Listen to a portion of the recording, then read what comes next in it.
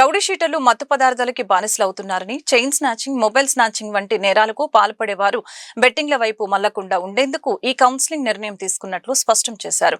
Cricket betting ను కూడా PD act కిందకు తీసుకువచ్చేలాగా చట్ట సవరణ కోసం ప్రభుత్వానికి ప్రతిపాదనలు పంపుతున్నామని వెల్లడించారు. నగరంలో క్రికెట్ బెట్టింగ్లకు పాల్పడుతున్న వారికి పోలీస్ కమిషనర్ రాజశేఖర్ బాబు తన కార్యాలయంలో కౌన్సిలింగ్ నిర్వహించారు.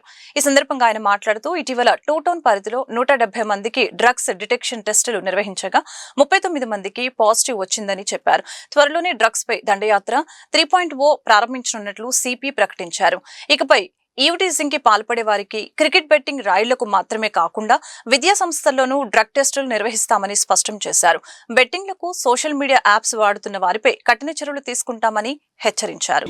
క్రికెట్ బెట్టింగ్ సంబంధించి ఒక స్పెషల్ టాస్క్ ఫోర్స్ ఏర్పాటు చేయడం జరిగింది. కృష్ణప్రసన్న గారు ఐపీఎస్ వారి ఆధ్వర్యంలో, కృష్ణప్రసన్న గారు అదేవిధంగా ఏసీపీస్ పవన్, భావన్ ప్రకాష్ రెడ్డి, డాక్టర్ మానస, శ్రీవేద వీళ్ళతో దాదాకుమారి వీళ్ళతో ఒక task force, special task force ఏర్పాటు చేయడం జరిగింది.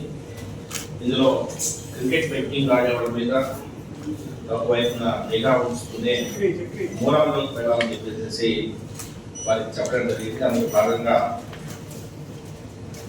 ఈ బెట్టింగ్ యాప్స్ ఏదైతే ఉన్నాయో కొన్ని వందల బెట్టింగ్ యాప్స్ని ఇప్పుడు వారు వాడుకొస్తున్నారు. అదేవిధంగా సోషల్ మీడియా, ఆన్లైన్, వాట్సాప్ ఈ అకౌంట్స్ అన్ని కూడా చూస్తున్నారు. ఎందుకంటే ఒక 30 దాడితో ముందుకెళ్ళాలనే ఆలోచనలుగా ఒకవైపున ఈ VPN ఉపయోగిస్తూ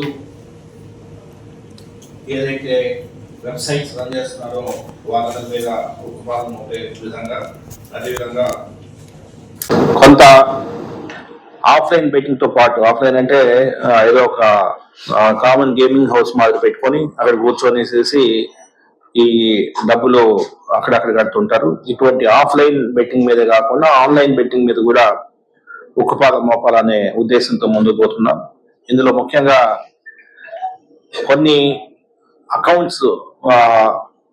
అకౌంట్స్ ని వాటిని పరిశీలించి ఫైనాన్షియల్ ఇన్వెస్టిగేషన్ చేస్తూ మూలాలకు వెళ్ళడం ఒక ఎత్తు అయితే, వారి CDRs, IPRs అనలైజ్ చేసి ముందుకెళ్ళడం మరొక ఎత్తు అయితే, లింక్డ్ ఇన్వెస్టిగేషన్ ఏదైనా దొరికినప్పుడు తద్వారా లింక్ చేసుకుంటూ ఎవరైతే కింగ్ పిన్ ఉన్నాడో వాడిని పట్టుకోవడం. ఆ విధంగా 3-4 రూట్స్ లో స్పెషల్ టాస్క్ ఫోర్స్ భారీగా లాస్ట్ 2-3 డేస్ లో వాళ్ళు వర్క్ స్టార్ట్ చేశారు. చాలా బాగా ఇన్వెస్టిగేషన్ చాలా గట్టిగా ప్రోగ్రెస్ అవుతా ఉంది. ఇందులో ముఖ్యంగా మూలాల్లోకి వెళ్ళాలా, ఈ ఆర్గనైజ్డ్ క్రైమ్ ని జిల్లా పరిధిలో ఉన్నటువంటి ఆల్ బ్యాడ్ హ్యాట్స్ అంటే history sheets, rowdy sheets, suspects, chain snatchers కానీ, బెట్టింగ్ యాప్స్ లో ఉన్నటువంటి వాళ్ళు కానీ వీళ్ళందరినీ కూడా ఒక రౌండ్ వాళ్ళందరికీ గంజా టెస్ట్, డ్రగ్ టెస్ట్ చేయడం జరిగింది.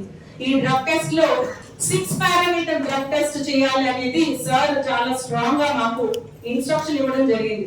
అంటే కేవలం గంజా మాత్రమే కాదు, బార్బిచరేట్స్ కానీ, ఆంఫెటమిన్స్ కానీ, కొకైన్ కానీ, టెట్రాహైడ్రోకెనాబినాయిడ్స్ కానీ, ఓపియాయిడ్స్ కానీ, మారిజువానా కానీ, వీటన్నిటిలో కూడా అంటే మామూలు లాంగ్వేజ్ లో చెప్పాలంటే గంజాతో పాటు కొకైన్, స్లీపింగ్ టాబ్లెట్స్, ఇంకా ఏ వైట్ సబ్స్టెన్సెస్, మెథాంఫెటమిన్ అంటే వైట్ పౌడర్, ఎటువంటి మత్తు పదార్థాలు తీసుకున్న వాళ్ళైనా నెల రోజుల క్రితం తీసుకున్నా కూడా ఆ డ్రగ్ టెస్ట్ కిట్ లో మనకు తెలిసిపోతుంది.